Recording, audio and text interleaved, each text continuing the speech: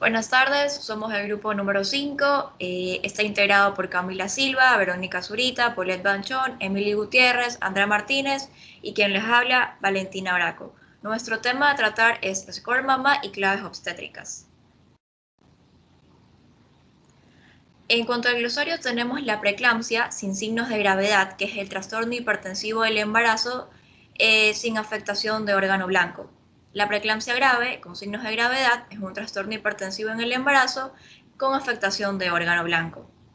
La eclampsia son convulsiones que aparecen en una mujer embarazada puérpera que se asocian a la preeclampsia. La hipertensión en el embarazo con una presión sistólica mayor o igual a 140 milímetros de mercurio o una presión diastólica mayor a 90 milímetros de mercurio, con base en el promedio por lo menos de 2 mediciones tomadas al menos con 15 minutos de diferencia utilizando el mismo brazo. La hipertensión severa en el embarazo, una presión sistólica mayor a 160 milímetros de mercurio o una presión diastólica mayor a 110 milímetros de mercurio, con base en el promedio de por lo menos 2 mediciones, tomadas con 15 minutos de diferencia. La atonía uterina es la capacidad del útero de contraerse adecuadamente después del nacimiento del producto. La proteinuria es la presencia de proteínas séricas en la orina. El síndrome de HELLP es una complicación de la preeclampsia, eclampsia, que se caracteriza por hemólisis, enzimas hepáticas elevadas y plaquetas bajas.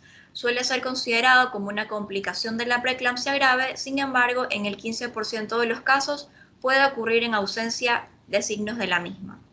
El síndrome de respuesta inflamatoria sistémica, SIRS, se caracteriza por la presencia de dos o más de las siguientes variables: una temperatura mayor a 38 grados o menor a 36 grados, frecuencia cardíaca mayor a 90 latidos por minuto, frecuencia respiratoria mayor a 20 por minuto o una presión parcial de dióxido de carbono menor a 32 milímetros de mercurio en la costa y menor a 28 milímetros de mercurio en la sierra. Los glóbulos blancos mayor a 12.000 o menor a 4.000 o en el mayor al 10% de formas inmaduras. La hemorragia posparto pues es la pérdida de sangre que supera los 500 mililitros en un parto vaginal y los 1.000 mililitros en un parto por cesárea. La muerte materna obstétrica directa es una muerte materna que resulta de complicaciones obstétricas del embarazo, parto puerperio, de intervenciones, de omisiones o de un tratamiento incorrecto.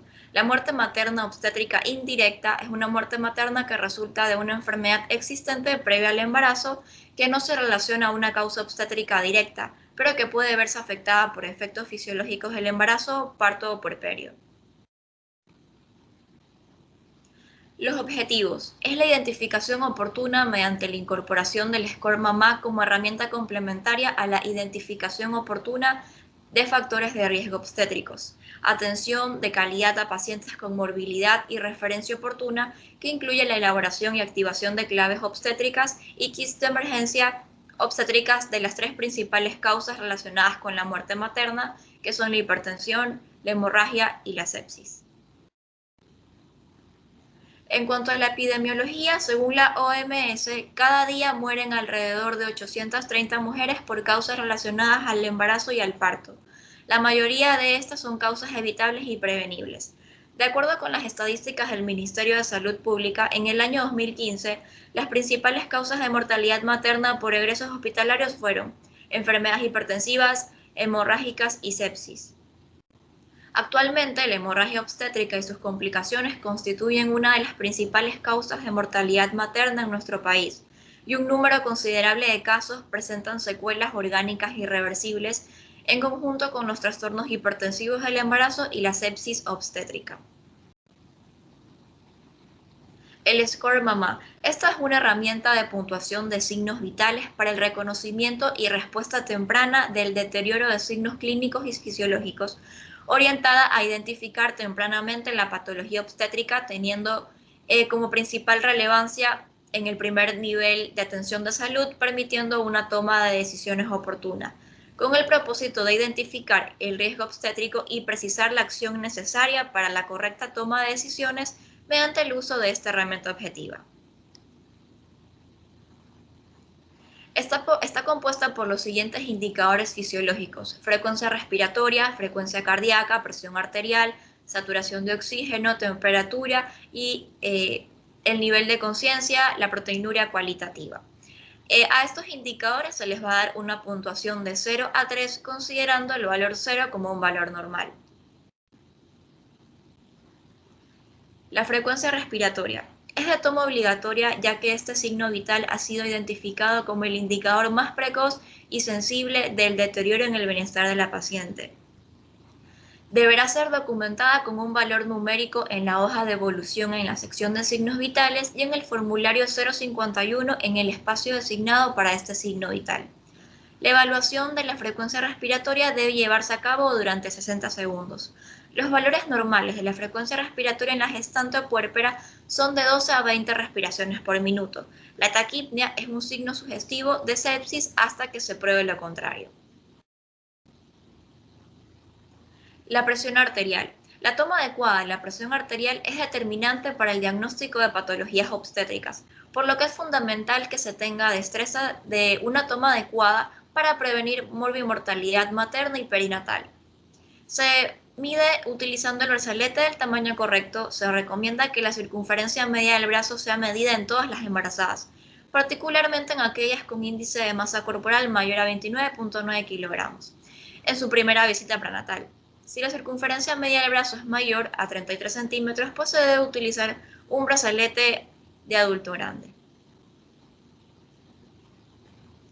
Las consideraciones a tomar en cuenta es: si la gestante se encuentra acostada, se debe evitar la posición de cúbito supino por la compresión aorto-cava que provoca hipotensión, por lo que se sugiere la toma de presión arterial en posición de cúbito lateral izquierdo y en el brazo izquierdo. Se recomienda utilizar el esfigmomanómetro con brazalete apropiado que cubra 1,5 veces la circunferencia del brazo. El uso de brazaletes pequeños en pacientes con sobrepeso puede dar lecturas incorrectas. Si la presión arterial es consistentemente más alta en uno de los brazos, se usa la lectura más alta para todas las medidas de la presión arterial. La frecuencia cardíaca. La toma en el adulto se debe realizar en la arteria radial, ya que es más fácil acceder a esta. La arteria radial debe ser palpada con el dedo índice y con el medio en 30 minutos y se duplica si la tasa es regular, o 60 segundos si la tasa es irregular. Los pulsioxímetros también dan una lectura de la frecuencia cardíaca. Sin embargo, si una mujer tiene una bradicardia o taquicardia medida a través de esta, pues la frecuencia cardíaca debe de ser evaluada de manera manual. Y los valores normales varían entre 60 a 100 latidos por minuto. La saturación de oxígeno. Los niveles de saturación de oxígeno reflejan el porcentaje de la hemoglobina arterial saturada de oxígeno en la sangre. La saturación de oxígeno demuestra en porcentaje sus valores normales, que van de 95 a 100%, pues hay que tomar en cuenta que al usar uñas artificiales y esmalte de uñas, pues van a afectar los resultados de la misma. La temperatura corporal. En el caso del score mamá, se deberá registrar en la medida de lo posible la temperatura axilar. Los parámetros de temperatura aceptados para el score mamá son de 35,6 grados a 37,2 grados. Una caída o aumento de la temperatura y las oscilaciones de fiebre pueden indicar sepsis.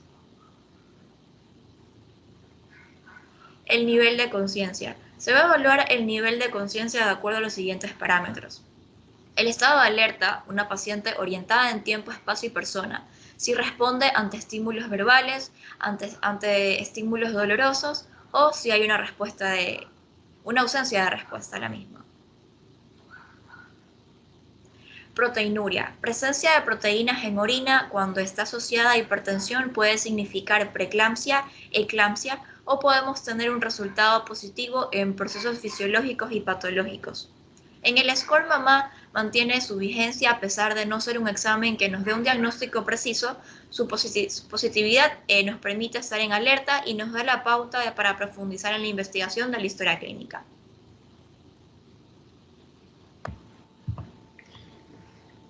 Bueno, a continuación hablaremos sobre el registro del score mamá.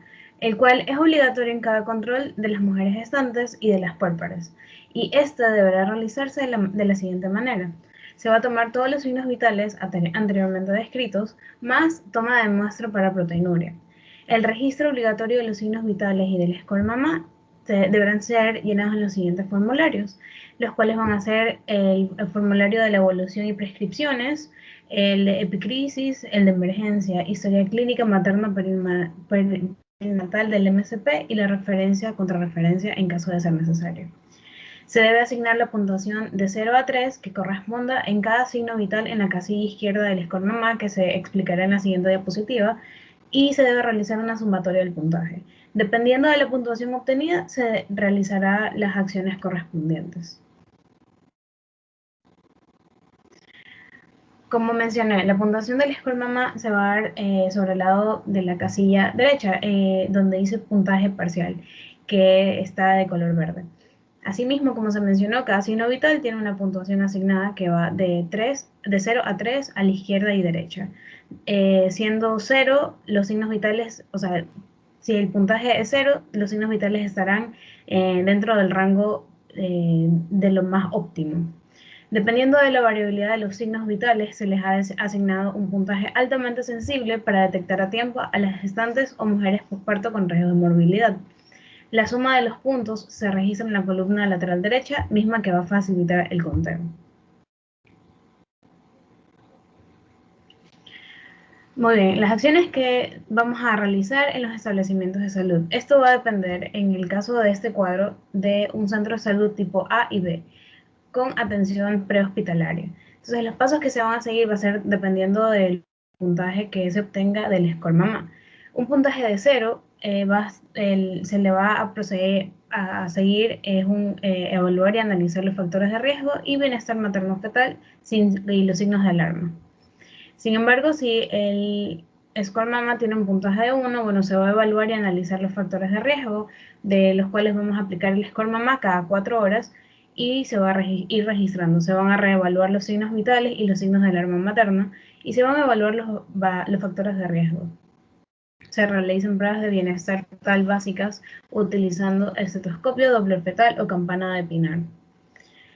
En caso de que el score mamá dé un puntaje de 2 a 4, debe tratarse y referirse según sea el caso. Entonces, aquí aplicaremos el score mamá cada hora y se va a registrar. Asimismo, se va a reevaluar los signos vitales más los signos de alarma. En caso de que llegase a haber una emergencia, debe alistarse y activar, y en el caso de ser necesario, aplicar la clave azul, roja, amarilla, según sea el caso. Elaborar la referencia, la 053, y enviar a nivel de mayor capacidad resolutiva según sea el caso. Se puede transferir acompañada de un profesional de salud y se debe activar la cadena de llamadas, comunicando al director de establecimiento de salud y ese al director distrital. Y se debe realizar un seguimiento del caso.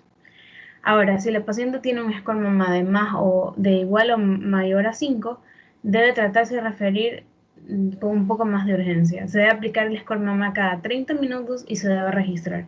Se debe reevaluar los signos vitales más los signos de alarma. Y aquí también se debe activar, alistar y aplicar la clave azul, roja, amarilla según sea el caso.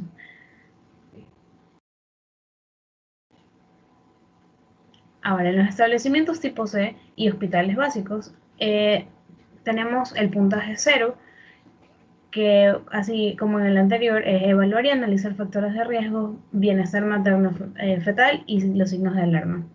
Se deben evaluar y analizar los factores de riesgo en caso de que tengan un puntaje de 1 del score mamá y se debe aplicar el score mamá cada 4 horas y registre. Se reevalúan los signos vitales, se evalúan los factores de riesgo y los signos de alarma materna. Se deben hacer pruebas de bienestar fetal utilizando estetoscopio, doppler fetal o campana de Pinar. En el caso de un score mamá de 2 a 4, se debe tratar y referir según el caso, como se lo mencionó anteriormente. Se debe aplicar el score mamá cada hora y se debe registrar. Evaluar los signos vitales más signos de alarma. Y asimismo, se debe alistar, activar y aplicar la clave azul, roja o amarilla, según sea el caso. Si no se revierte el puntaje en 1 hora, se deben evaluar los signos de alarma materna y bienestar fetal y realizar la referencia a establecimientos de mayor complejidad dependiendo del tipo de complicación obstétrica. Se debe transferir siendo acompañada de un profesional de la salud según sea el caso y se debe activar la cadena de llamadas. Si revierte el puntaje, se debe utilizar los pasos correspondientes. Ahora, si el puntaje del score mamá es mayor o igual a 5, se debe tratar y referir según el caso. Se debe aplicar el score mamá cada 30 minutos y se registra. Se deben evaluar los signos vitales más signos de alarma, realizar un diagnóstico primario basado en el cuadro clínico, comunicar al médico tratante, quien debe evaluar al paciente en máximo 15 minutos. Se debe alistar, activar y aplicar las claves azul, roja o amarilla según sea el caso. Si no se revierte el puntaje en 30 minutos, se debe evaluar los signos de alarma materna y bienestar fetal y realizar la referencia a establecimiento de mayor complejidad dependiendo del tipo de complicación obstétrica. Ahora, las claves obstétricas. Las claves obstétricas son un sistema de roles y funciones que van a permitir una comunicación efectiva y el trabajo coordinado.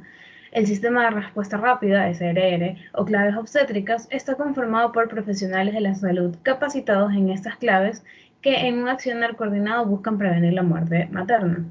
El objetivo de las claves obstétricas es mejorar la calidad de atención en emergencias mediante la implementación de medidas que mejoren el trabajo coordinado de diferentes profesionales.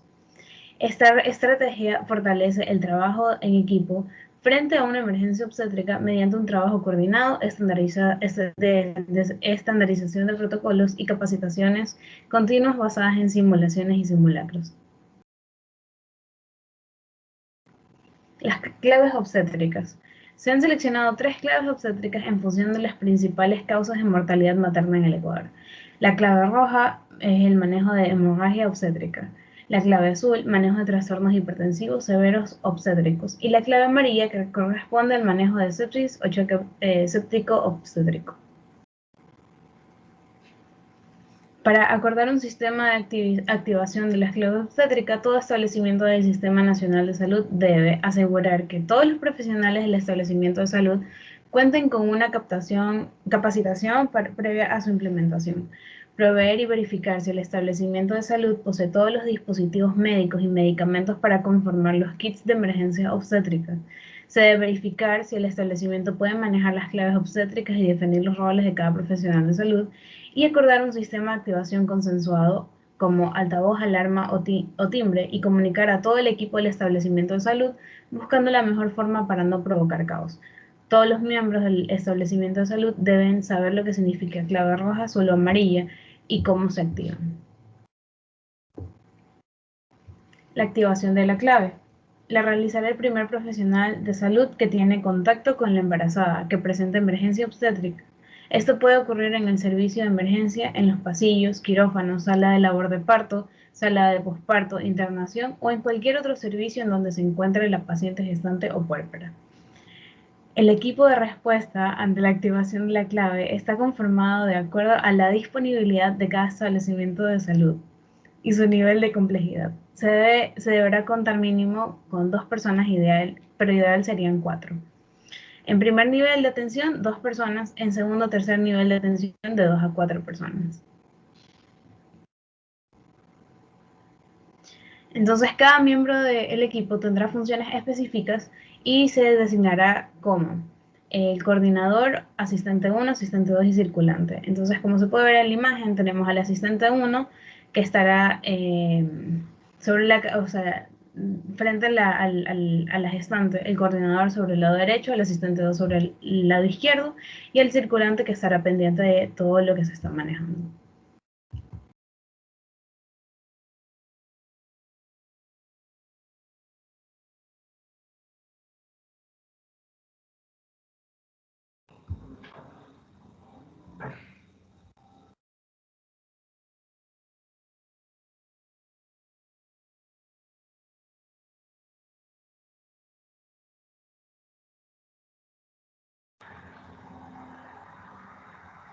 Continuando con la explicación, vamos a continuar con el código rojo. Para empezar, el código rojo significa el manejo de hemorragias obstétricas en establecimientos de primero, segundo, tercer nivel de atención. La organización del equipo va a formar parte de un coordinador, 2 asistentes y un circulante. El coordinador se va a focalizar y en sí es un profesional de la salud que está capacitado en claves obstétricas, los cuales se encarga de liderar el grupo de trabajo del grupo de salud. Se ubicará en la parte inferior del paciente a nivel de la pelvis, en el caso a nivel de la pelvis o en el útero de la mujer. Siguiente. En cuanto a las funciones del coordinador, está organizar al equipo y verificar continuamente las funciones de los asistentes y del circulante, el cual va a determinar con la información de los signos vitales, el score mamá, el grado de choque en que se encuentra el paciente y su evolución en el tiempo de reanimación y reemplazo de volumen. Además de esto, busca la causa de hemorragias de iniciación del tratamiento, toma la decisión de traslado o de asumir el caso de acuerdo a la causa y a la capacidad resolutiva del establecimiento de salud. Además, va a ordenar la administración de fluidos hemocompetentes dependiendo de la disponibilidad de medicamentos, así como va a brindar la información requerida para los familiares o acompañantes a través del circulante. Y finalmente va a evaluar los parámetros de respuesta. En cuanto al asistente, este es el profesional de salud que se encuentra identificado y capacitado en cables obstétricas que se colocará en la cabecera del paciente, y sus funciones radican en que va a explicar brevemente los procedimientos a seguir y brinda confianza al paciente, va a verificar la permeabilidad de la vía aérea, importante, va a tomar la presión arterial, la frecuencia cardíaca, la frecuencia respiratoria, la temperatura, la saturación de oxígeno y va a monitorizar la eliminación urinaria. Todos estos datos posteriormente serán registrados en el formulario 005. A su vez, va a suministrar oxígeno y un suplemento para conseguir una saturación mayor al 90%. A su vez, también va a registrar los eventos con tiempos de la historia clínica, reevalúa el estado del choque luego de la infusión de líquidos informará al coordinador del equipo si es que existe algún cambio. Va a colaborar con el coordinador en la realización de los diferentes procedimientos y también va a cubrir al paciente para evitar una hipotermia. A su vez, va a verificar que la paciente esté en posición con desviación uterina, si la paciente está embarazada con más de 20 semanas de gestación, como lo indicamos anteriormente. En cuanto al asistente 2, es un profesional de salud que se encuentra identificado y capacitado en las claves obstétricas y se colocará al lado de la paciente. Entre sus funciones es que el asistente 2 abrirá el kit rojo, él garantizará el acceso de las 2 vías venosas, el cual se utilizará catéteres entre 16 y 18 y en cada brazo dependiendo de la necesidad.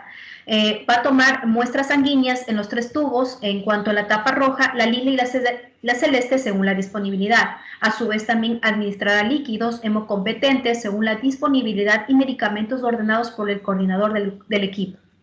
Colaborará con el coordinador en la realización de procedimientos y finalmente realiza la prueba de coagulación junto a la cama.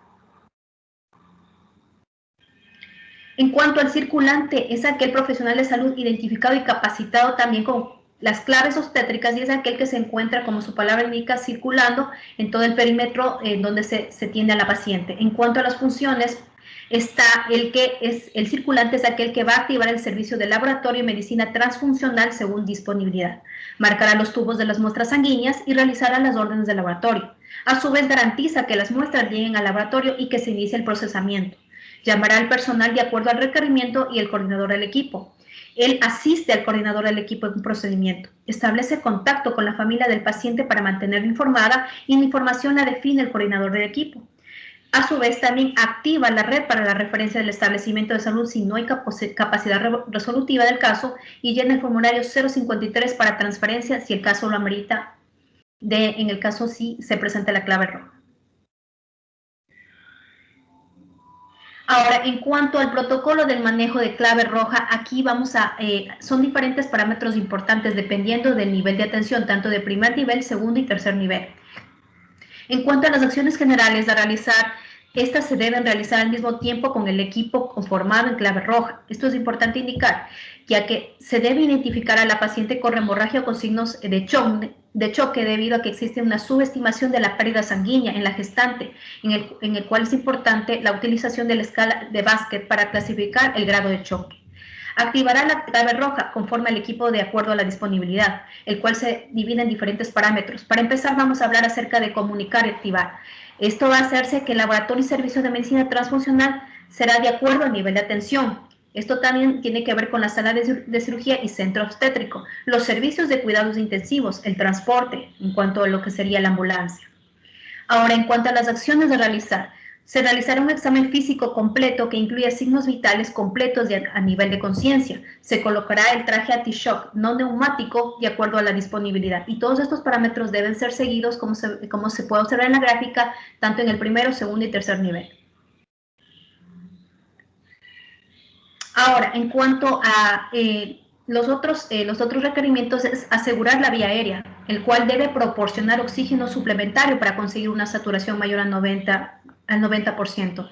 Se asegurará los accesos venosos con catéter 16 y 18 para realizar los exámenes de laboratorio. A su vez, también se iniciará una reposición de líquidos 3-1 en infusión rápida con cristaloides. Luego se realizará los bolos de 500 cc según la evolución clínica de la paciente, hasta una presión arterial sistólica que suba aproximadamente sobre 90 milímetros de mercurio.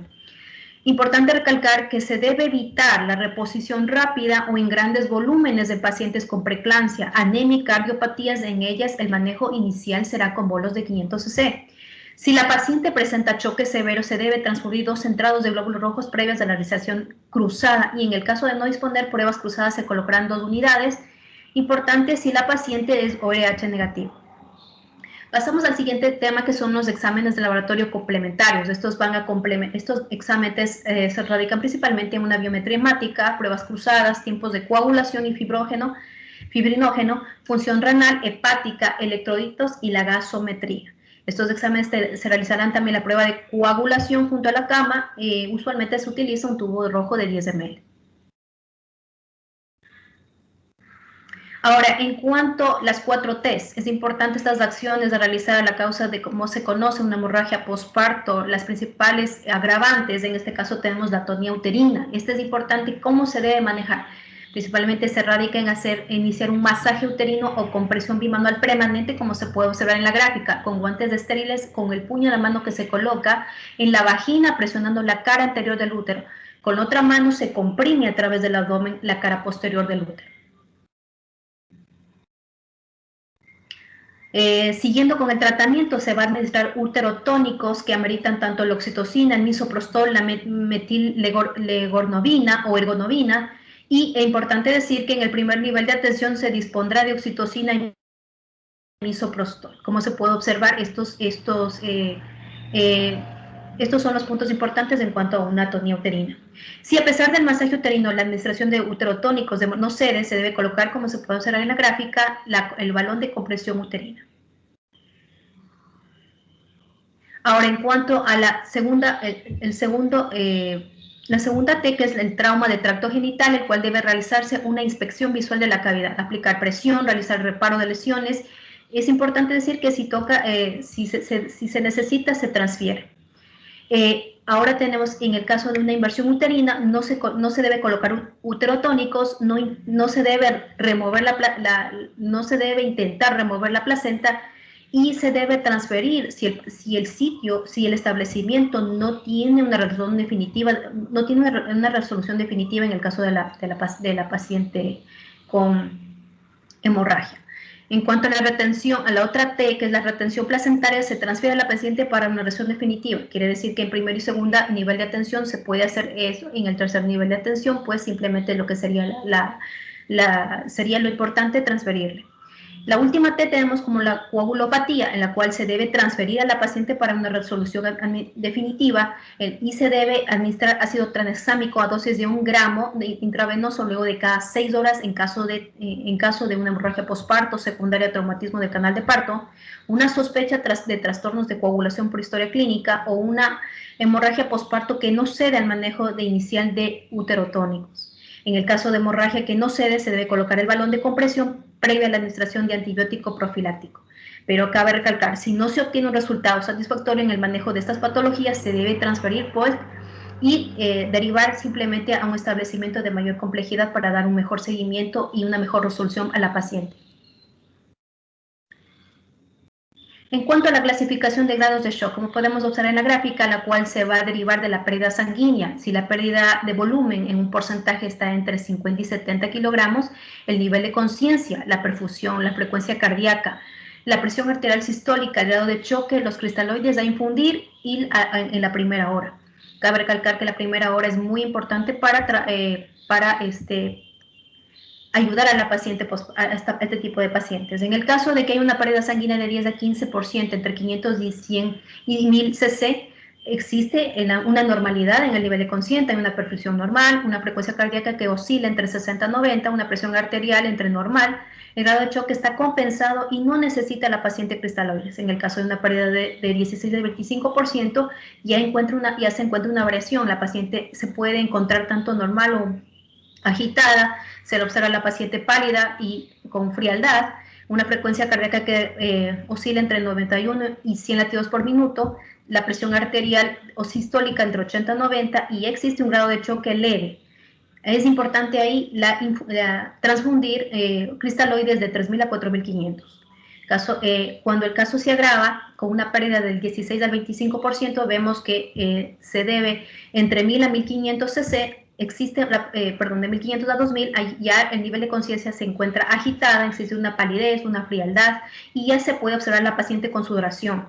La frecuencia cardíaca aumenta, la presión arterial disminuye y se necesita la transfusión de cristaloides de entre 4.500 a 6.000. Mayor de 35% en una pérdida de 2.000 a 3.000, que es un caso mucho más severo, ahí ya existe una letargia, se puede observar la paciente inconsciente. Entre la clínica, la paciente se le observa con palidez, una frialdad, una sudoración y un llenado capilar menor a 3, el cual se encuentra una frecuencia cardíaca mucho mayor a 120, la presión sistólica desciende a menos de 70 y existe ya el grado de choque severo, en el cual se debe transfundir una infusión de más de 6.000.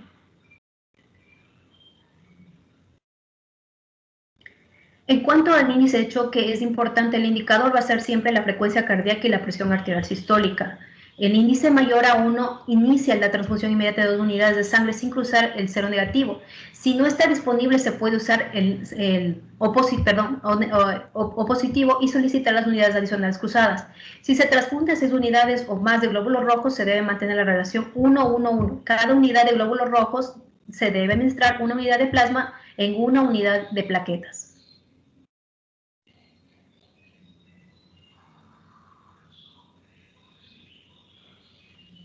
En cuanto al índice de choque, la cuantificación de sangre realmente en sí es un reto clínico y muchas veces depende de la estimación visual del personal de salud, de tal manera que por eso las pérdidas sanguíneas obstétricas son subestimadas, por lo que se necesita implementar en el establecimiento herramientas que mejoren la capacidad.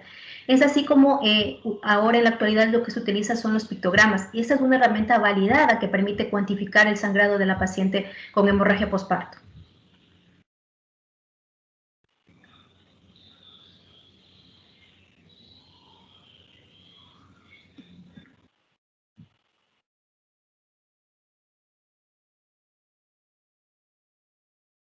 Siguiente, por favor.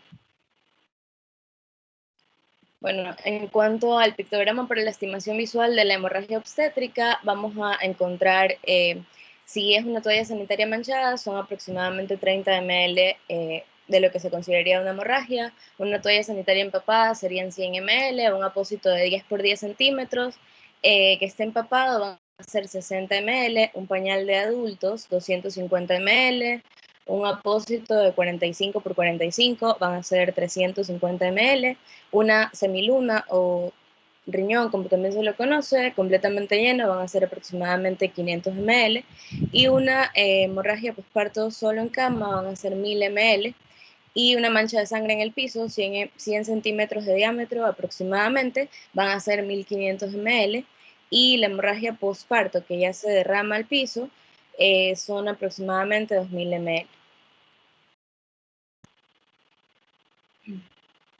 Bueno, en cuanto al traje de anti-shock no neumático, TAN, este de aquí es un dispositivo médico que ha sido creado para mantener la estabilidad hemodinámica de una paciente que presenta un cuadro hemorrágico. Este de aquí es un traje de compresión de neopreno que se compone de 5 segmentos que se van a cerrar herméticamente con velcro alrededor de las extremidades inferiores, como podemos ver en la imagen, también de la pelvis y a nivel del abdomen. La presión realizada por este dispositivo en las extremidades inferiores a nivel del abdomen va a ayudar a mantener la circulación a nivel de los órganos vitales, como el corazón, el cerebro y los pulmones. Las contraindicaciones para el uso del traje anti-shock no neumático son estenosis mitral, falla cardíaca congestiva, hipertensión pulmonar y embarazo. Siguiente. Bueno, en cuanto al kit de la clave roja, tenemos dispositivos médicos tales como catéter intravenoso, catéter urinario, guantes de examinación, jeringas de 3 ml, 5, 10 y hasta 20 ml que contenga agua, mascarilla de oxígeno adulto, también mascarillas quirúrgicas, espéculos en algunos casos, y también gel lubricante. Es importante tener un balón de compresión, por lo que ya mencionó mi compañera anteriormente. El material de laboratorio, que serían los tubos para la extracción de sangre al vacío, también los insumos médicos, que en este caso estaríamos hablando del algoritmo que más adelante les voy a mencionar, y los medicamentos como el lactato de Ringer, cloruro de sodio, ácido tranexámico, entre otros. Bueno, el algoritmo de manejo de la clave roja, este de aquí vamos a evaluar 4 puntos importantes, que es la valoración materna, la valoración fetal, el manejo de hidratación y también identificar la causa, que en este caso serían las 4 T's. En la valoración materna vamos a tener en primer lugar colocar el traje anti-shock no neumático, que es el TAN, evaluar signos vitales vía aérea. Es importante tener 2 catéteres periféricos y un catéter urinario, y también los laboratorios, que serían los exámenes y pruebas cruzadas, y también pruebas de coagulación. En cuanto a la valoración fetal, vamos a tener la auscultación o Doppler fetal, y si es paciente obstétrica, vamos a tratarla según la causa. Entonces, en el manejo de hidratación, aquí vamos a realizar una infusión rápida, luego, en caso de que no sé, entonces vamos a poner bolos de 500 cc hasta que la presión arterial sistólica esté mayor o igual a 90 milímetros de mercurio. Y también en cuanto a que no se observe ninguna mejoría clínica, pues vamos a poner 2 paquetes de on-off sin pruebas cruzadas. Y también, por último, vamos a identificar las 4 T's, que como mencionó mi compañera, pues son la primera, que es la tonía con un masaje uterino, y también aplicar fármacos uterotónicos como la oxitocina, el misoprostol o la ergonovina. Ya, en cuanto a si no se debemos colocar bien un hemostático, y la segunda T en este caso es trauma vaginal. Vamos a realizar inspección, compresión, y en caso de que exista alguna lesión, pues vamos a reparar. Y en la tercera T, que es la retención placentaria, aquí tenemos primero que revisar a la paciente, y por último la coagulopatía, que vamos a referir ya a un nivel mayor, que tenga mayor capacidad resolutiva. Y el siguiente. Bueno, en cuanto a la clave azul, aquí vamos a saber que este es el manejo de los trastornos hipertensivos del embarazo, que tienen criterios de severidad en los establecimientos de primero, segundo y tercer nivel.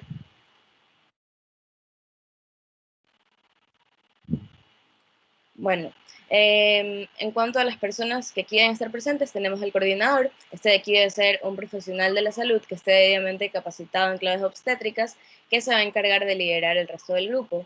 Sus funciones van a ser organizar el equipo y verificar continuamente las funciones que realice cada uno, definir conductas a seguir dependiendo de la evolución que vaya teniendo la paciente, evaluar el estado de la paciente con información de signos vitales, y también evaluar el score mamá, como mencionaron mis compañeras, valorar los criterios de severidad, brindar la información requerida para los familiares acompañantes mediante la persona encargada, que sería en este caso el circulante, y también ordenar la aplicación de los medicamentos y fluidos, tomar decisiones de traslados o de asumir el caso de acuerdo a la capacidad resolutiva que se encuentra en ese nivel de atención, valorar el bienestar fetal y valorar los signos de toxicidad por administración de medicamentos. El asistente 1 debe ser un profesional de la salud que se encuentre identificado y capacitado en claves obstétricas y que pueda realizar las funciones de explicar brevemente a los pacientes los procedimientos que se van a seguir y brindar confianza. Este de aquí también debe permeabilizar la vía aérea con elevación de mentón, y en casos de pacientes con alteraciones de nivel de conciencia.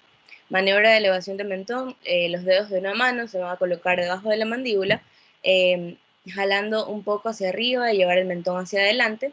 El pulgar de la misma mano va a bajar el labio inferior para poder de esa manera abrir la boca y no se debe sobreextender el cuello. Se debe suministrar oxígeno suplementario para conseguir saturación mayor al 90% y verificar el estado de la paciente luego de la administración de medicamentos para poder informar al coordinador del equipo de la evolución. Colaborar con el coordinador del equipo en relación de procedimientos, cubrir a la paciente para evitar eventos de hipotermia, verificar que la paciente se encuentre en posición con desviación uterina a la izquierda, pero eso de aquí no aplica en casos de posparto, y registrar en la historia clínica los eventos que se dieron con tiempos. El asistente 2 debe realizar la función de abrir el kit azul, tomar la presión arterial, frecuencias cardíacas, frecuencia respiratoria, temperatura, saturación de oxígeno, y en un inicio debe realizar proteinuria en tirillas en caso de que lo amerite, y además monitorizar eliminación urinaria y calcular el score MAMA. Garantizar el acceso de 2 vías venosas con catéter número 16 o número 18, una en cada brazo. Debe tomar muestras sanguíneas en los 3 tubos, tapa roja, tapa lila y tapa celeste, según disponibilidad. También se debe evacuar la vejiga previa antisepsia y colocar el catéter urinario para poder medir la excreta urinaria, aplicar los líquidos y medicamentos ordenados por el coordinador del equipo y colaborar con el coordinador en la realización de los procedimientos que se necesitan.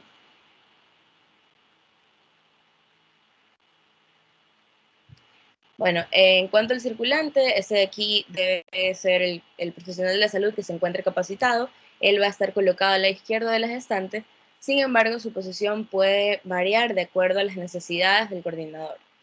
Él debe marcar los tubos de las muestras sanguíneas y realizar las órdenes de laboratorios, garantizar que las muestras lleguen al laboratorio y que se inicie el procesamiento según la disponibilidad, garantizar que los profesionales de imagen del establecimiento acudan por la realización de exámenes del lado de la cama según disponibilidad, establecer contacto con la familia del paciente para poderla así mantener informada. Además debe comunicarse con el resto del personal de acuerdo a los requerimientos de la paciente y asistir al coordinador del equipo en los procedimientos que sean necesarios. Se debe activar la red para realizar la transferencia en caso de que se amerite y debe llenar además el formulario 053 para la transferencia en caso de que este centro de salud tenga limitada capacidad resolutiva. Bueno, en cuanto al protocolo de manejo de la clave azul, en los diferentes niveles de atención, en primer lugar debemos identificar a la paciente que tenga signos de gravedad. Si la paciente se encuentra convulsionando, se deben realizar medidas de protección y permeabilizar la vía aérea. Luego activar la clave azul y conforme el equipo, de acuerdo a la disponibilidad, se debe realizar examen físico completo que incluya signos vitales completos, especialmente la presión arterial.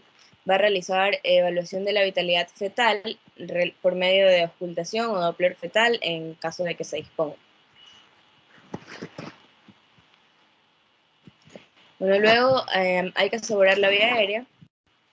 Se debe proporcionar, como ya dije antes, oxígeno suplementario para conseguir una saturación mayor al 90%.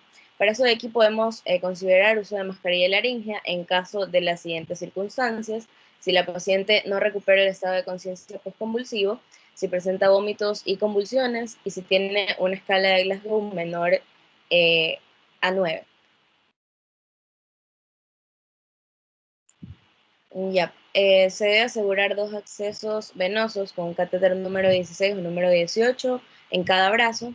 Se va a colocar el catéter urinario con bolsa de recolección. Se va a iniciar impregnación con sulfato de magnesio. En caso de que sea preeclampsia, se van a poner 4 gramos intravenosos en 20 minutos. Y en caso de que sea eclampsia, se va a colocar 6 gramos intravenosos en 20 minutos. Bueno, se va a continuar con mantenimiento de sulfato de magnesio.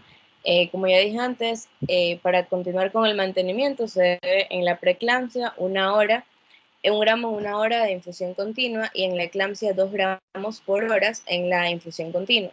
En caso de que exista toxicidad por el sulfato de magnesio, se debe aplicar gluconato de calcio al 10%, 1 gramo por vía intravenosa en 10 minutos.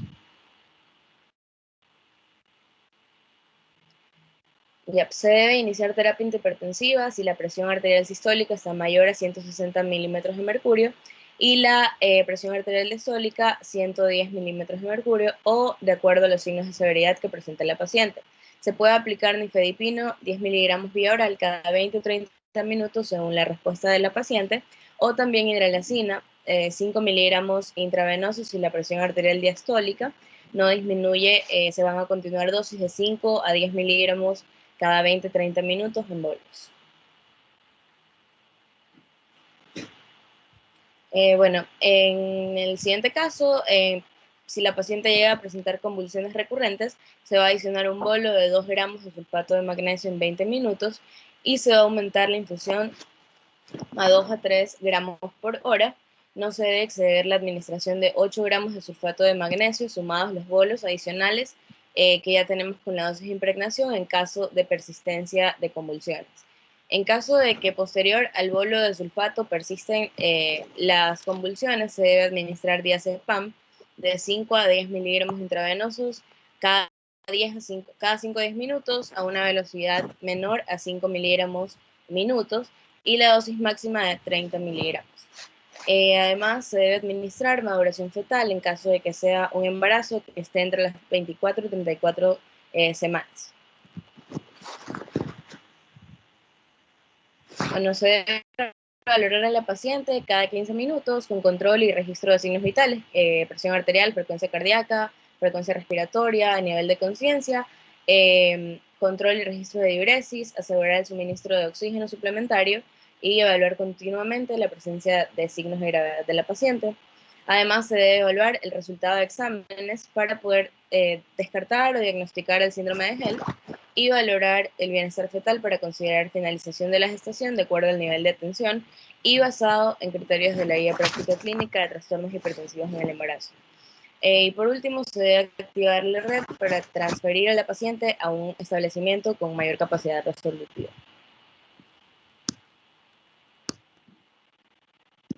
Bueno, en cuanto a los exámenes de laboratorio complementarios, si se tiene disponibilidad, como dije antes, se debe realizar proteinuria en tirilla, biometría hemática completa, con recuento de plaquetas, creatinina, urea, ácido úrico, bilirrubinas, frotis sanguíneo y proteinuria en tirilla. Y en las pruebas de bienestar fetal se debe realizar un registro cardiotocográfico, ecografía obstétrica, Doppler fetal, de acuerdo al caso.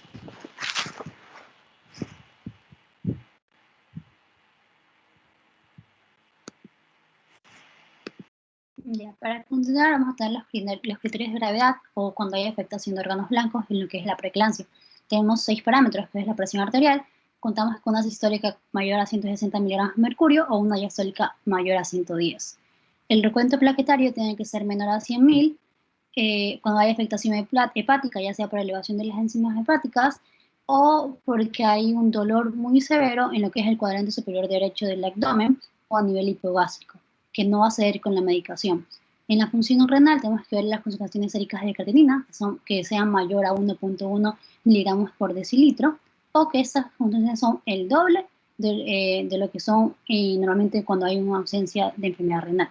Cuando hay afectación de edema pulmonar, que no se le atribuye a ninguna otra causa, o cuando hay afectación neurológica, ya sea visual o porque hay hiperreflexias, cefaleas persistentes o afectaciones psicomotrices.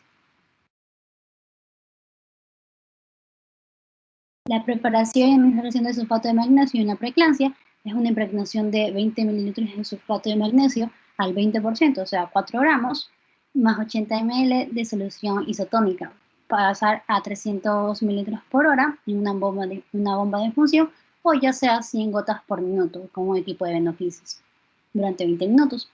El mantenimiento es de 50 ml y también se la pasa igualmente, ya sean por 17 gotas por minuto con un equipo de beneficios.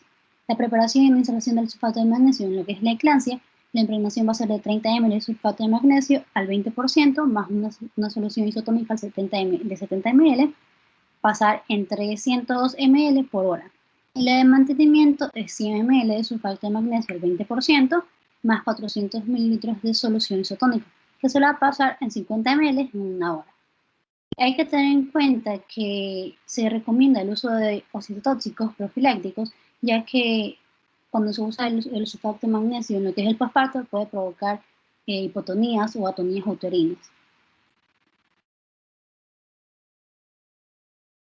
El sistema de clasificación del síndrome de HELLP se lo va a clasificar de acuerdo a Mississippi o a Tennessee. Tenemos que se va a clasificar en clase 1, clase 2 o clase 3, puede ser parcial e incompleto. Cuando hay una clase HELP 1, tenemos que, de acuerdo a la clasificación de Mississippi, tiene que haber un recuento plaquetario menor a 50.000, enzimas hepáticas tienen que estar sobre 70 microgramos unidades internacionales por litro, y el LDL tiene que ser 600 unidades internacionales. En cambio, en la clase 2, las plaquetas deben estar entre 50.000 a 100.000, las enzimas hepáticas mayor a 70.000 y la LDL mayor a 600.000 unidades internacionales. En la clase 3, las plaquetas deben estar entre un rango de 100.000 a 150.000, las enzimas deben estar menos de 40 unidades internacionales y la LDL debe estar mayor a 600 unidades internacionales. En cambio, en lo que es un HELP parcial o incompleto, la clasificación de Mississippi no va a aplicar. En cambio, una clase 1 de clasificación Tennessee, tenemos que el recuento plaquetario va a ser menor a 100.000, las enzimas hepáticas van a estar mayor sobre 70.000 y el LDL va a ser mayor a 600.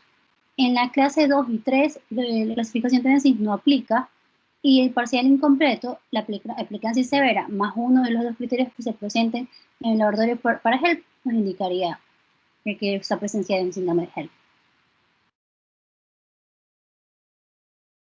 El protocolo que se va a manejar en este síndrome, tenemos que en los hospitales, ya sea de primer, segundo o tercer nivel, se va a identificar al paciente por los síntomas o signos.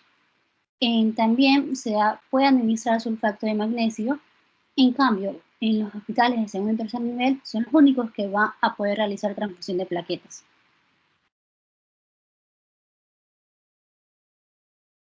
Indicaciones para las transfusiones plaquetarias en esos pacientes previo ya sea al parto o a cesárea.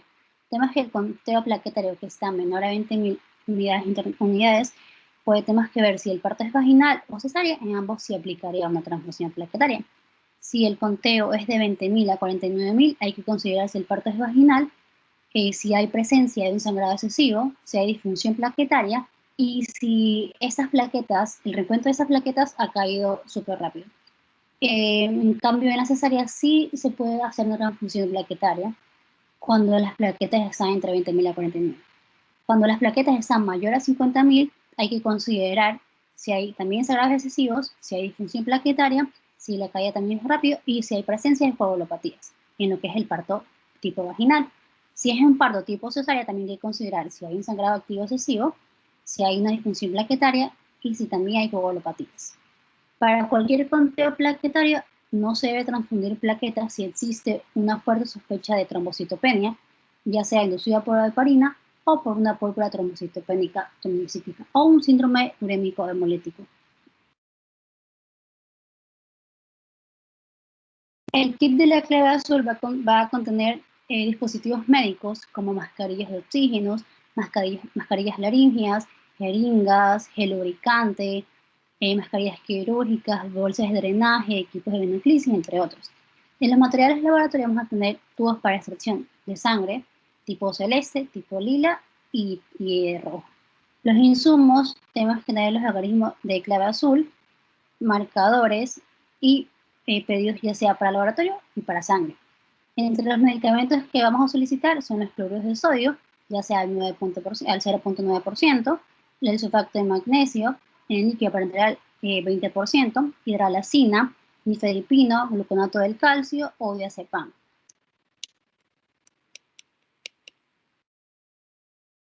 Para preeclampsia con signos de gravedad hay que tener en cuenta los parámetros, ya sea la presión o porque hay afectación de sistemas. Aquí es cuando ya vamos a activar la clave azul. Y aquí vamos a valorar 4 cosas: la valoración materna, valoración fetal, el manejo antihipertensivo que se va a llevar y la prevención de esta eclampsia.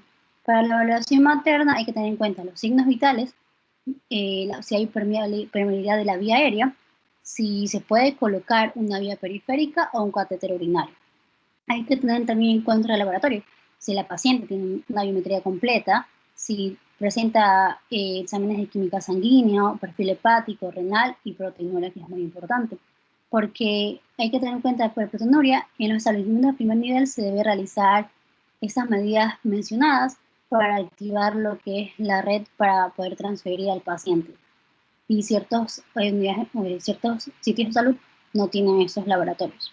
En la evaluación fetal tenemos que tener la viabilidad del fetal, del bebé, en este caso del feto. Entonces se lo hace mediante un Doppler fetal. El manejo antihipertensivo con nifedipino 10 miligramos vía oral cada 20 a 30 minutos, según la respuesta que tenga la paciente, o hidralazina de 5 ml intravenoso. Si la presión diastólica no disminuye, se da 5 a 10 miligramos cada 20 a 30 minutos en bolos. En la prevención de eclampsia vamos a hacer una implementación de 4 gramos intravenosos en 20 minutos de sulfato de magnesio y mantenimiento de 1 gramo cada hora en una infusión continua. La clave amarilla, aquí vamos a manejar lo que es la sepsis y el choque séptico que se va a dar en estas pacientes asépticas. Hay que tener un equipo que va a estar coordinando esta clave. Empezamos con el coordinador, el cual va a organizar el equipo y va a verificar las funciones de cada asistente o circulante. Este va a definir las conductas que se van a seguir, va a clasificar el grado de severidad o de compromiso que tiene el gestante, va a tomar decisiones de traslado o asumir casos de acuerdo a la capacidad resolutiva que tenga el establecimiento de salud. También va a buscar la causa que está en caso de que haya un síndrome de respuesta inflamatoria sistémica o sepsis.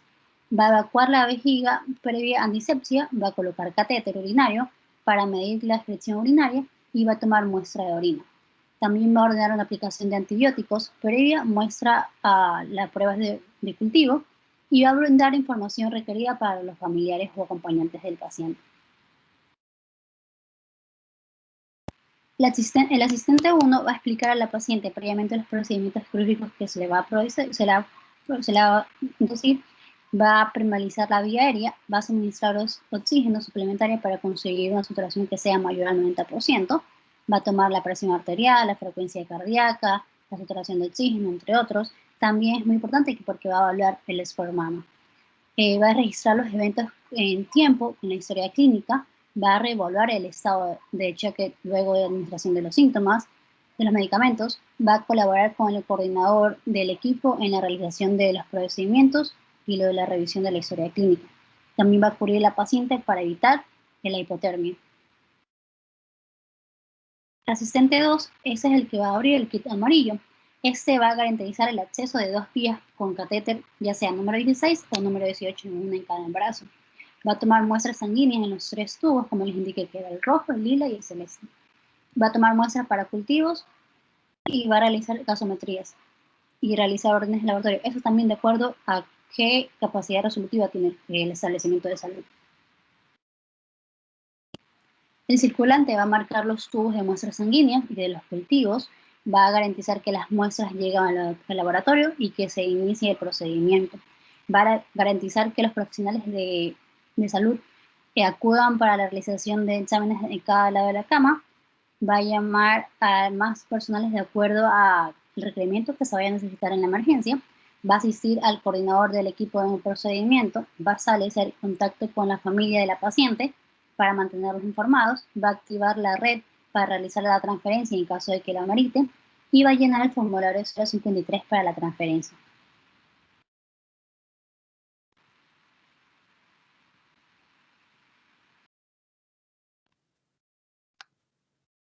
Bueno, continuando con lo que es la clave amarilla, yo les voy a hablar sobre el protocolo de manejo de esta. Entonces, lo primero que tenemos que hacer es identificar si existen signos de un síndrome de respuesta inflamatoria sistémica, también conocido como SIRS, dentro de los cuales podemos encontrar lo que es la temperatura mayor a 38 grados o menor a 36 grados centígrados, una frecuencia cardíaca mayor a 90 latidos por minuto, una frecuencia respiratoria mayor a 20 por minuto o una presión parcial de dióxido de carbono menor a 32 milímetros de mercurio en la costa o menor de 28 en la sierra.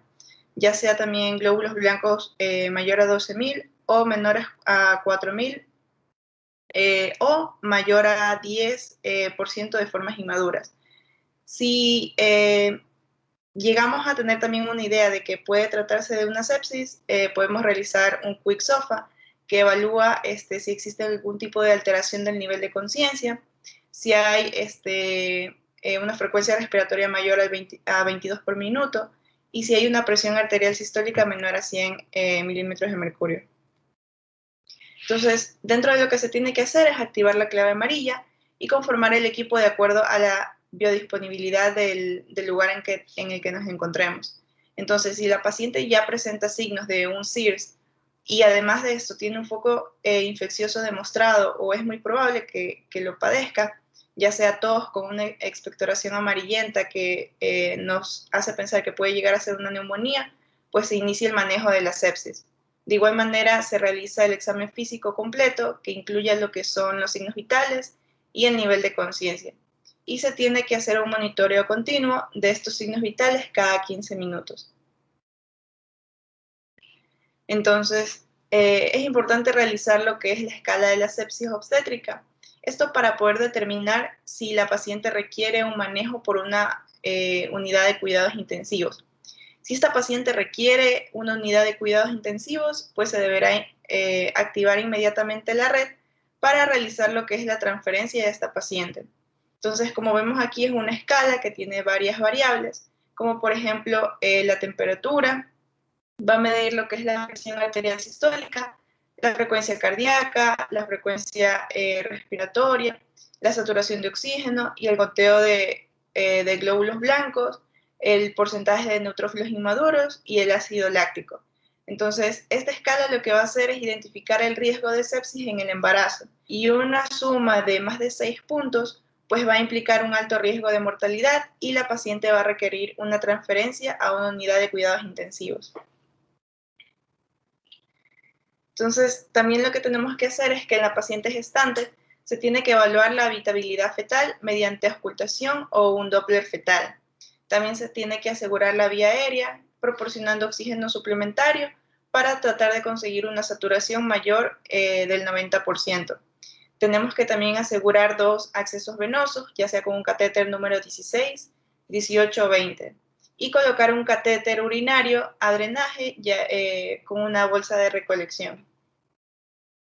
Una vez definido lo que es el diagnóstico de la sepsis, se van a establecer lo que son las metas de la reanimación. Dentro de estas metas de reanimación hemodinámica inicial, dentro de las primeras 6 horas, esto va a ser de acuerdo al nivel de complejidad. Entonces, si nos encontramos en un centro de primer nivel de atención, vamos a poder evaluar lo que es la presión arterial media, que sea más del 65 milímetros de mercurio, también lo que es el gasto urinario, más de 0,5 mililitros por kilogramo por hora, pero ya cuando nos encontramos en un lugar ya sea de segundo o tercer nivel, vamos a poder evaluar más cosas, como es la saturación venosa central mixta, tratar de que esta sea mayor al 65%, también una presión venosa central de 8 a 12 milímetros de mercurio y un lactato sérico, tratar de que sea menor a 2 miliosmoles. Entonces, lo que tenemos que hacer es iniciar una administración de líquidos cristaloides. Esto con un bolo inicial de 30 mililitros por kilogramo en caso de hipotensión o signos de hipoperfusión. Y dentro de estos signos tenemos lo que es el lactato mayor a 2, una piel marmórea, un llenado capilar lento mayor a 2 y confusión. Y después de esto, pues tenemos que revalorar para ver si existe algún tipo de respuesta hemodinámica.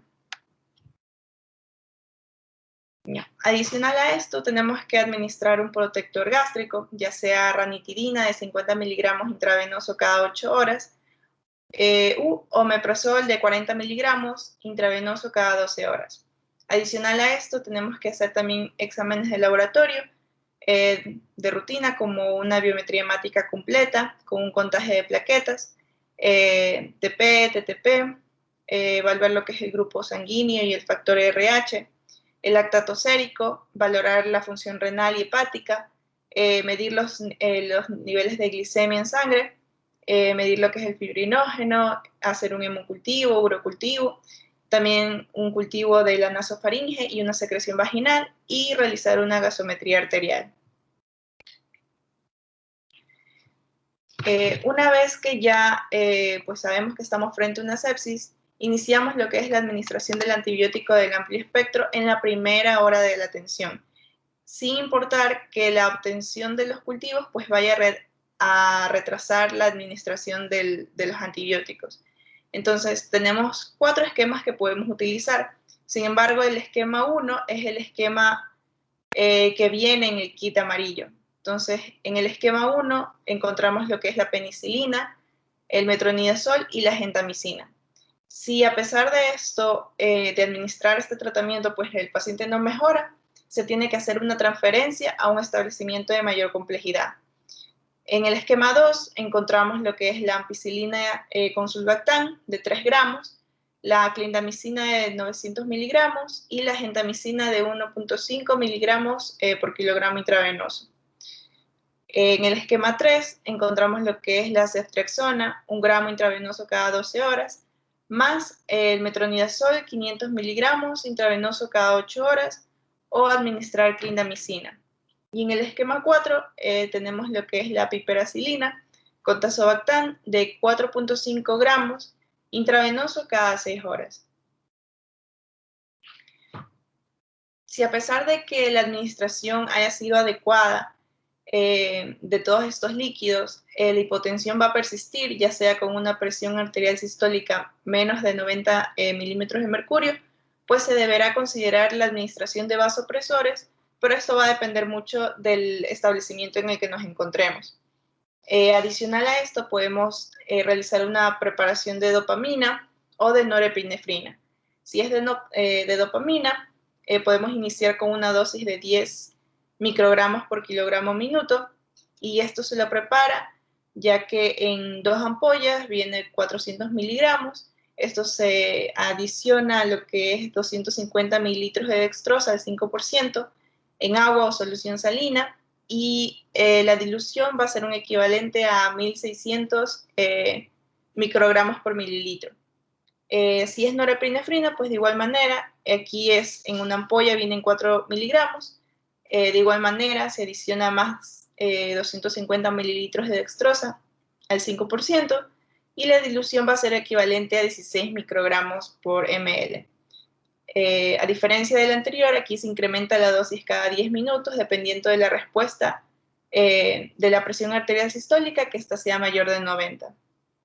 Y también se realizan lo que son pruebas de imágenes.